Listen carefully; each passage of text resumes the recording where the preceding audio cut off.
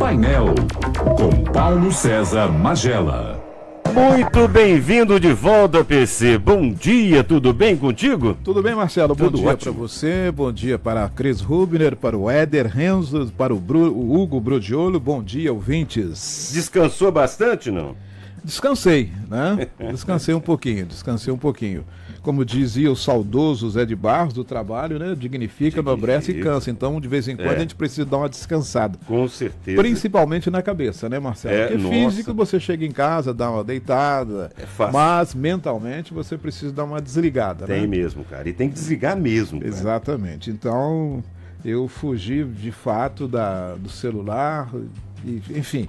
E, infelizmente, a gente tem mania de não fugir, né? Mas no início, tem que fazer na isso. Primeira semana eu não consegui. É. Na primeira semana, na segunda eu falei, não, aí também é demais. Chega, né? Aí a hora que eu comecei a acostumar, voltou. Acabou, né? Muito bom. Mas de cabeça fresca agora, vamos Exatamente. lá. O que nós temos? Vamos começar por onde? Vamos começar pelo cenário internacional, embora seja um assunto assim, totalmente distante da gente e é uma questão mais de segurança pública do que de política, mas por conta de uma ação do próprio governo do Equador.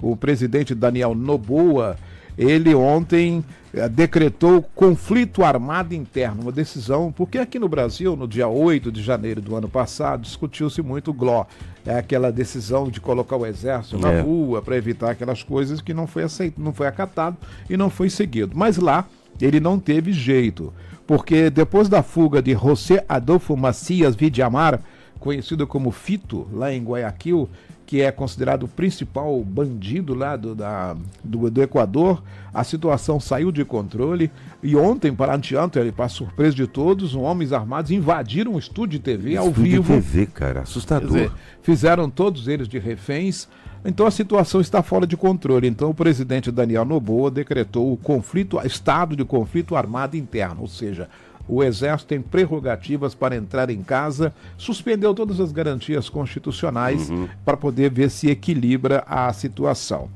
Ainda no cenário internacional, porque também é uma notícia que chama atenção, com a saída de Elisabeth Borne, o presidente da França, Emmanuel Macron, nomeou o ministro da Educação, Gabriel Attal, para o cargo de primeiro-ministro. É um premier. Sabe quantos anos ele tem? Quantos? 34 anos. É mesmo? Ou seja, o premier, o primeiro-ministro da França, o homem que vai gerenciar toda a política da França, tem apenas 34 anos. Será que ele tem experiência suficiente para isso? Ele é o queridinho da população francesa. É? Todos eles gostam muito dele, ele tem sinal. bom prestígio. E outro detalhe que chama a atenção também, não devia, mas chama a atenção, ele é assumidamente gay. É? Assumidamente gay, e isso, ainda bem que os franceses não entram nessa vibe, não tem absolutamente nada a ver. Eles estão avaliando a competência dele. Exatamente. Como aqui nós temos no Brasil, o governador do Rio Grande do Sul, Eduardo Leite, também é assumidamente gay. E isso não tem nenhuma influência nas demais ações dele. Ou seja, a gente tem que parar com essas coisas de ficar olhando ao gênero, a raça ou a cor. Você tem que avaliar se ele assume com competência e se tem competência e ética e também caráter para trabalhar. Isso que é importante. Isso que é fundamental. Isso aí. Agora vamos falar de política diretamente. A ex-prefeita de São Paulo, ex-ministra, ex-senadora Marta Suplicy, ela aceitou o convite e será candidata a vice-prefeita na chapa de Guilherme Boulos do PSOL. O que chama atenção é porque até a semana passada, Marta era secretária de Relações Internacionais do prefeito Ricardo Nunes, da Prefeitura de São Paulo, que é dirigida pelo prefeito Ricardo Nunes, do MDB. E aí, o presidente Lula chamou Marta lá e pediu, você tem que voltar para o partido, você é um quadro qualificado, e lembrar que ela foi prefeita de São Paulo pelo PT.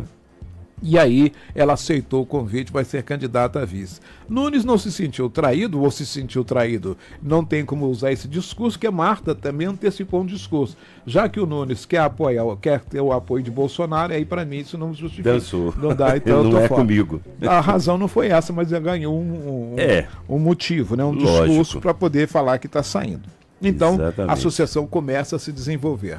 Falando no presidente Lula, ele avisou aos ministros do Supremo que o ex-ministro Ricardo Lewandowski vai ser o novo ministro da Justiça na vaga de Fábio Júnior. Flávio Dino. Então, o ministro Ricardo Lewandowski deve assumir ainda este mês porque a pasta está sobre a direção interina. Então ele vai nomear o ministro.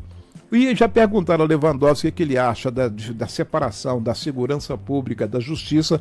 Ele é contra. Então ele falou, não, o ministério tem que ser o Ministério da Justiça e da Segurança Pública. Então, parece que se ele acertou com o presidente Lula, então ele vai ser nomeado nas próximas horas ministro da Justiça. Não tem que passar por sabatina, porque é um cargo demissível ad nutum. Exatamente. Frase bonita em latim, né? Ou seja, demissível ad nutum, que você não precisa dar satisfação a ninguém para demitir a pessoa. Né? Quem decide sou eu e acabou. Exatamente, são os cargos de confiança. É isso aí. Ele vai assumir então, mas a indicação já foi avisada ao Supremo Tribunal Federal. Muito bem. E ainda como nota, o painel que foi produzido nas minhas férias pelo Hugo Neto e pelo Wendel Guiducci destaca a Câmara adiou as 2 audiências públicas que estavam programadas para este mês. A primeira delas, queria tratar daquela questão de fiação, era para acontecer em dezembro.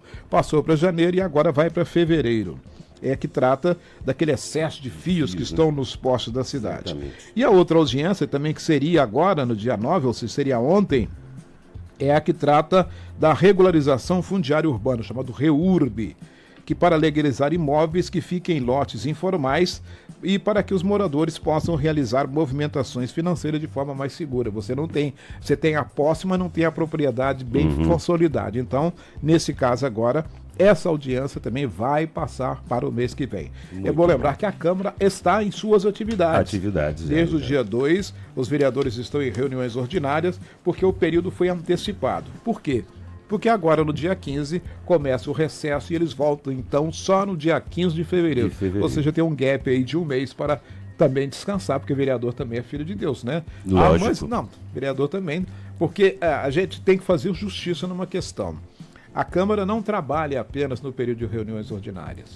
Os vereadores trabalham todos os dias no gabinete, recebendo pessoas, defendendo demandas. Então, nesse período agora sim, de 15 de janeiro até 15 de fevereiro, estarão em recesso. Mas muitos deles nem viajam e continuam atendendo em seus gabinetes. Aqui mesmo atendendo, Ainda mais este ano, que é um ano de eleição, não é, Márcio? Com certeza. Então, agora, você me permite só acrescentar uma informação, PC, porque o Celso Martins, no Tudo Viagem de segunda-feira, ele comentou sobre isso, falou que estava para ser confirmada essa informação, e eu estou vendo aqui agora no jornal Tempo, na matéria que foi confirmada, foi pelo Edio Ferreira Júnior, que é o repórter que trouxe a informação. O presidente Lula deve lançar no final de janeiro agora, ou começo de fevereiro, o Voa Brasil, programa do governo federal que prevê passagens aéreas no preço de R$200 até. Exatamente. Então está confirmado o que o Celso falou. A Tribuna também deu essa matéria a respeito dessa questão do... Deve sair ainda esse mês aí. Exatamente. Que ótimo. É isso aí, Marcelo. Valeu, PC. Um abraço para você, um abraço para ouvintes e até amanhã. Se Deus quiser. Agora Transamérica 9h23. Painel com Paulo César Magela.